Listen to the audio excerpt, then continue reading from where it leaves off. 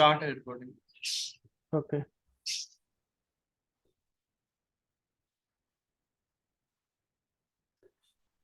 तो मोस्टली बच्चों को या स्टूडेंट्स को पता ही नहीं होता कि इसके अंदर क्या क्या चीज़ें आती है और उसके बेनिफिट क्या है। तो मैं तो कहता हूँ कि ये गोल्डन अपॉर्चुनिटीज है हमारे पाकिस्तानी स्टूडेंट्स के लिए, उन स्टूडेंट्स के लिए जो फॉरेन मतलब यूरोप, कनाडा, अमेरिका, यूके और बाकी कुछ कंट्रीज में नहीं जा सकते, तो उनके लिए बेस्ट चांस है कि वो चाइना है।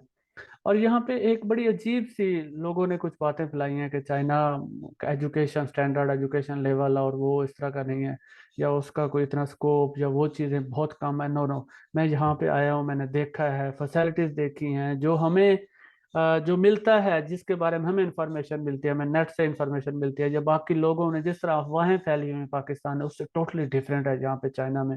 इवन बंदा दंग रहता है कि ये इन लोगों ने कितना इस तरह डेवलप किया हुआ है, इनकी लैब्स इतनी डेवलप्ड होती हैं, प्रोफेसर बहुत ही इंटेलिजेंट और बहुत ही टैलेंटेड होते हैं, और उनका अपने रिसर्च में बहुत बड़ा, क्या कह सकते हैं कि वो बहुत ही टॉप लेवल के प्रोफेसर होते हैं अपनी अपनी फील्ड के अंदर।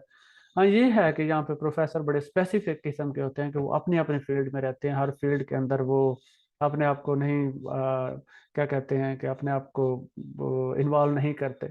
लेकिन जिस फील्ड के अंदर होते हैं वो बहुत ही स्पेशल और बहुत ही बड़े, आप कह सकते हैं कि माने हुए प्रोफेसर होते हैं। तो मैं चाइनीज गवर्नमेंट स्कॉलरशिप की बात करता हूँ, जो इनकी प्राइमरी स्कॉलरशिप है, तो इसके अंदर सबसे पहले तो आपकी ट्यूशन फी है। अगर आप ट्यूशन फी, अगर आप चाइना के अंदर बात करें, जो लोग चाइनीज लोकल स्टूडेंट जहाँ पे करते हैं, तो वो लाखों की तादाद में होती है। मैं कहता हूँ पाकिस्तान में जितनी भी यूनिवर्सिटीज हैं, मोस्टली यूनिवर्सिटीज से ज्यादा है यहाँ पे ट्यूशन फी। तो जो इस जिस बंदे को जो स्कॉलरशिप मिलती है, उसकी ट्यूशन फीस सबसे पहले फ्री होती है। फिर उसके बाद अकोमोडेशन है। अकोमोडेशन बात करें, बहुत ही अच्छी अकोमोडेशन मिलती है। एक रूम मिलता है, मेल और फीमेल के सेपरेट सेपरेट रूम होते हैं, बहुत अच्छी डॉर्मेट्रीज होती है। आप इस वक्त देख सकते हैं, ये मेरा रूम है, मैं इस रूम में बैठा हूँ।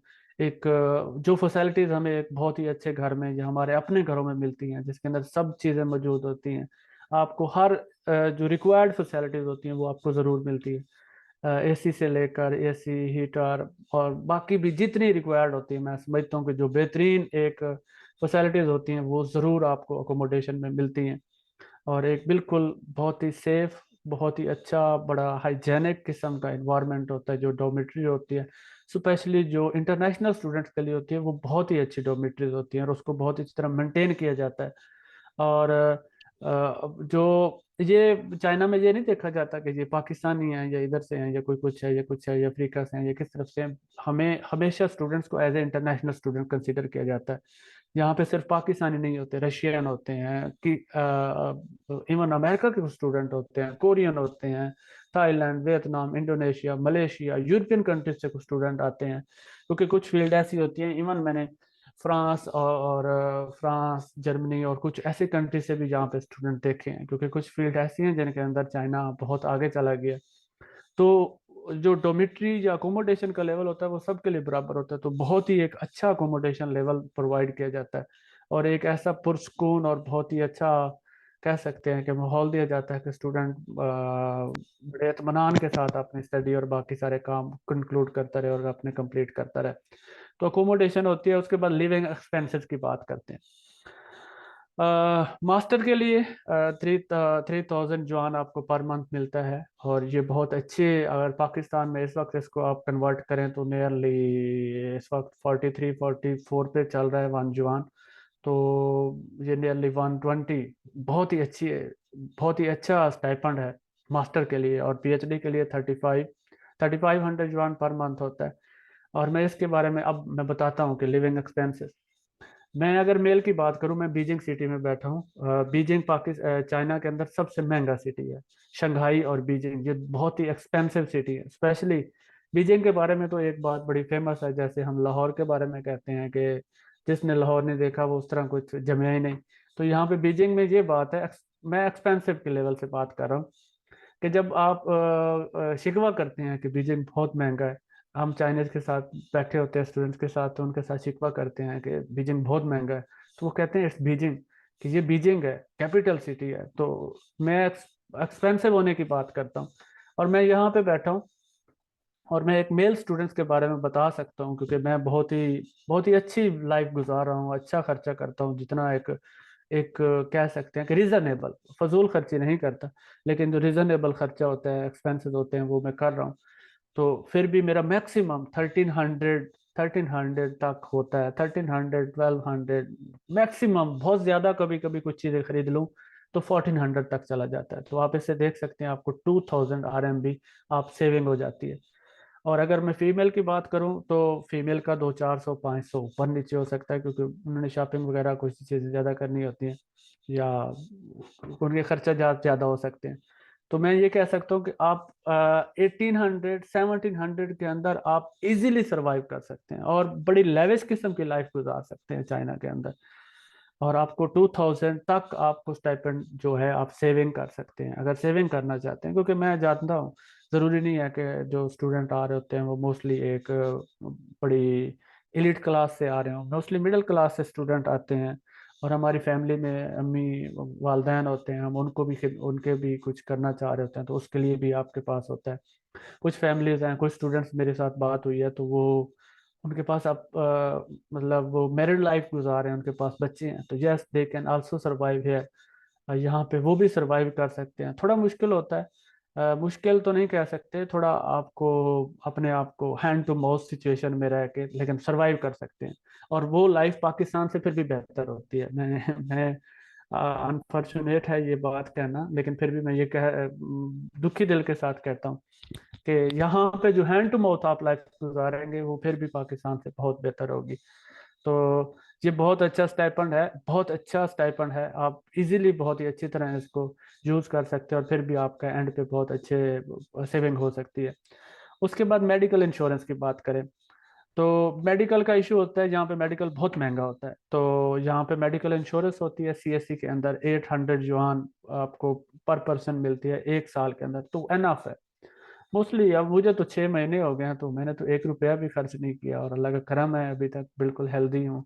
और क्योंकि काफ़ी बहुत चीज़ें हाइजेनिक कंडीशंस हैं, इवन आपको खुराक अच्छी मिलती है, बाकी चीज़ें भी, तो उस वजह से मैं कह सकता हूँ कि आपको हेल्थ के इश्यूज नहीं आएंगे होपफुली। लेकिन अगर कभी किसी को हेल्थ का इश्यूज आता है तो बहुत अच्छी आपकी मेडिकल इंश्योरेंस होती है, जिसके अंदर आपकी फुल ट्रीटमेंट होती है और बाकी प्रॉपरली आपको सारी फैसिलिटीज वगैरह मिलती है। उसके बाद मैं अगर कुछ बताऊं तो हाँ, इसके अंदर ये तो इसके बेनिफिट है। तो एक और चीज़ बताना चाहता हूँ, क्योंकि कुछ स्कॉलरशिप ऐसी होती हैं जिनके अंदर कुछ चीज़ें मौजूद होती हैं, आपको फ्लाइट का एयर फेयर मिल जाता है और लैपटॉप वगैरह कंप्यूटर वगैरह भी मिलते हैं। लेकिन इस CSC की स्कॉलरशिप के अंदर ये इंक्लूड नहीं है। तो आपने जो फर्स्ट टाइम आना है, जो ट्रैवलिंग होती है वो आपकी अपनी होती है, उसके अंदर आपको कुछ नहीं मिलता, ना ही आपको कंप्यूटर या लैपटॉप मिलता है। हाँ, कंप्यूटर मिलते हैं आपको, आप जो प्रोफेसर होता है वो आपको एक डेस्कटॉप देता है, लेकिन वो हर किसी को नहीं देता। कुछ स्टूडेंट लकी होते हैं या कुछ उनकी काम की सिचुएशन ऐसी होती है तो उनको मिलता है। जैसे कंप्यूटर वाले, कंप्यूटर साइंस के स्टूडेंट होते हैं, IT के स्टूडेंट होते हैं, या बिजनेस के, या इस तरह के कुछ स्टूडेंट होते हैं, तो उनको मोस्टली हर स्टूडेंट को कंप्यूटर मिलता है। इवन साइंस के स्टूडेंट्स को भी कंप्यूटर मिलते हैं, उनका अपना अपना डेस्कटॉप मिलते हैं। मुझे भी मेरे प्रोफेसर ने मुझे एक डेस्कटॉप दिया हुआ है, तो सेपरेट मुझे मिला हुआ है। बाकी स्टूडेंट्स को भी मोस्टली के पास हैं, क्योंकि लैपटॉप का दौर है तो मोस्टली बच्चे लैपटॉप यूज़ करते हैं, तो डेस्कटॉप तो यूज़ ही नहीं करते। इवन मैं भी बहुत कम यूज़ करता हूँ, कभी मजबूरी हो लैपटॉप रूम पे छोड़ आऊँ या लैब में रह जाए, तो 2 लैब जाए या ऑफिस में लैपटॉप नहीं ले जा सका तो फिर मैं वो डेस्कटॉप यूज़ कर लेता हूँ। तो ये बेनिफिट्स हैं। उसके बाद आ जाते हैं कि अप्लाई कैसे करना है। तो यहाँ तक अगर आप किसी के पास कोई क्वेश्चन है, मैं फिर बात बता दूं, टॉपिक वाइज हम क्वेश्चन लेंगे। अगर यहाँ तक किसी के पास कोई क्वेश्चन है तो इस वक्त क्वेश्चन पूछ सकता है, फिर आगे इस जितनी इस वक्त तक मैंने डिस्कशन की है इससे रिलेटेड क्वेश्चन पूछ सकता है। बाकी क्योंकि मजीद मैं डिटेल में बताता जाऊंगा तो मे भी आपके क्वेश्चन नेक्स्ट आ जाएंगे। तो अभी अगर किसी के पास क्वेश्चन है इस टॉपिक से रिलेटेड तो वो पूछ सकता है। आपके पास सिर्फ 5 मिनट है, 5 मिनट के अंदर जितने लोग क्वेश्चन पूछना चाहते हैं वो पूछ सकते हैं। ओके जी फिजान, आप जो पूछना चाहते हैं आप उनको अलाउ कर दें, अगर आपने माइक ऑफ किया हुआ है तो वो उनके टर्न कर सकते हैं। जी माइक्स ऑन कर सकते हैं, जिनसे सवाल हैं इनके CSA के मतलब वो भी पूछ सकते हैं। अस्सलाम सर, वालेकुम सर, कैसे हैं सर? वालेकुम अस्सलाम। सर ये एक छोटा सा क्वेश्चन है मेरा, आई होप के टॉपिक से रिलेटेड होगा। मैं ये पूछना चाह रहा हूँ, क्या हम फैमिली को भी साथ लेके जा सकते हैं, मतलब उनका वीजा भी अप्लाई कर सकते हैं? जी यस, आप अप्लाई कर सकते हैं। Next question. Okay sir, thank you. और कोई? अस्सलाम वालेकुम। मेरा क्वेश्चन भी इससे रिलेटेड है कि अगर आप फैमिली के वीज़ा के लिए अप्लाई करते हैं तो आप मतलब कि सिर्फ वाइफ के लिए करते हैं तो उनके लिए भी वो गवर्नमेंट कुछ पे करती है या वो इसी से आता है ये जो 2000 जो ऑन होती ओके, हाँ, ये आपको कोई आपको वीज़ा मिलता है। आप अपनी फैमिली को लेके आ सकते हैं, आप अपने बच्चों को लेके आ सकते हैं, बीवी को लेके आ सकते हैं, अपने वालदैन को लेके आ सकते हैं, लेकिन आपको सपोर्ट नहीं मिलती। आपका स्टाइपेंड जो मिलता है 3500 स्टाइपेंड है पीएचडी के लिए, और 300 है, सॉरी 3000 है मास्टर के लिए। तो आपको इसके अंदर सरवाइव करना होता है। आप अगर छोटे सिटीज में हैं, जैसे बाकी काफ़ी सिटीज़ हैं, इवन बीजिंग और शंघाई के बगैर इवन आप वुहान में भी हैं, वुहान बहुत अच्छा सिटी है, बड़ा सिटी है, तो आप फिर वहाँ पे सरवाइव कर सकते हैं, मैं ये कह सकता हूँ। लेकिन गवर्नमेंट आपको सपोर्ट नहीं करती। आप सरवाइव कर सकते हैं अपनी फैमिली के साथ इस टाइपन में भी, लेकिन बीजिंग और शंघाई में थोड़ा मुश्किल हो जाता है। आपको थोड़ा ज़्यादा आपको वो मैं कह सकता हूँ कंजूसी करनी पड़ेगी। जी नेक्स्ट। शाहिर अहमद, आप जी पूछते जी हैं सवाल। अस्सलाम वालेकुम, कैसे हैं सर? आप खैरियत से हैं? जी, वालेकुम अस्सलाम। सर मैं ये पूछना चाह रहा था कि कॉम्पिटिटेंसी यहाँ की क्या है, पाकिस्तान और इंडिया के जो है यहाँ पर एक्सेप्टेंसी ज़्यादा है या नॉर्मली है? क्योंकि बहुत सारी स्कॉलरशिप जापान और दूसरे कंट्रीज में भी आती हैं, तो एक्सेप्टेंस रेशो पूछना चाह रहा हूँ, स्पेशली एशिया का। ओके, तो हाँ, मैं ये बता सकता हूँ कि अब जो कंपटीशन है वो हाई हो गया है। अब रिसेंटली जो आज से 2-3 साल पहले, कोविड से पहले, आप उसको कह सकते हैं कि प्री कोविड और पोस्ट कोविड सिचुएशन बहुत बदल गई है। इस दफ़ा मैं बता सकता हूँ, मेरे एफसी कॉलेज से मेरा एक ग्रुप जो लास्ट टाइम एफसी कॉलेज और बाकी भी कुछ पाकिस्तान से डिफरेंट स्टूडेंट थे, तकरीबन को 10-12 स्टूडेंट्स बन जाएंगे। वो बहुत ही अच्छे स्टूडेंट थे, एफसी कॉलेज और बाकी जो बहुत ही अच्छे स्टूडेंट्स थे, और हमने बहुत ही अच्छा काम किया हुआ था। तो अनलकीली आप कह सकते हैं कि हमारे 12 में से 2 स्टूडेंट का एडमिशन नहीं हुआ, तो 10 स्टूडेंट का एडमिशन हुआ है। कंपटीशन बहुत हाई है, और वो जो 10 स्टूडेंट हैं उनको हमने बहुत ही प्रॉपर वे के साथ इस तरह तैयार करके अप्लाई करवाया था, ये हर चीज़ उसकी मेंटेन की हुई थी कि कंपटीशन में वो बहुत अच्छे आए हैं। तो मैं कह सकता हूँ कि इस दफ़ा उन्होंने 50% या इससे भी कम स्टूडेंट रखे हैं।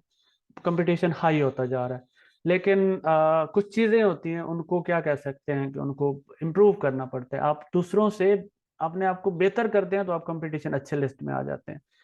तो कहें तो कंपटीशन है ही है, और किसी दूसरी हाथ में कंपटीशन नहीं भी है, अगर आपने अपने आप को अच्छी तरह प्रेजेंट कर लिया तो। जी नेक्स्ट।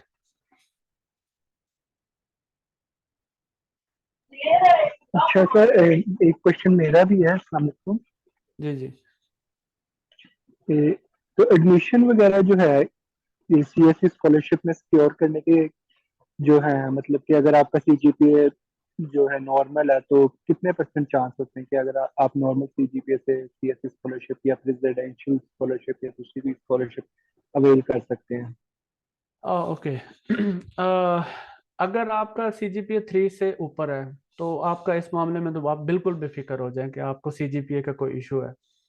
आपका सीजीपीए 3 से नीचे है तो मैं आपको ये झूठ नहीं बोलूंगा, मैं आपको कह सकता हूँ कि ये नहीं है कि आपका एडमिशन नहीं होगा, लेकिन आप ये सोचें कि आपकी जो प्रोबेबिलिटी होती है, जो चांस होते हैं, वो as compare to other student वो कम हो जाते हैं।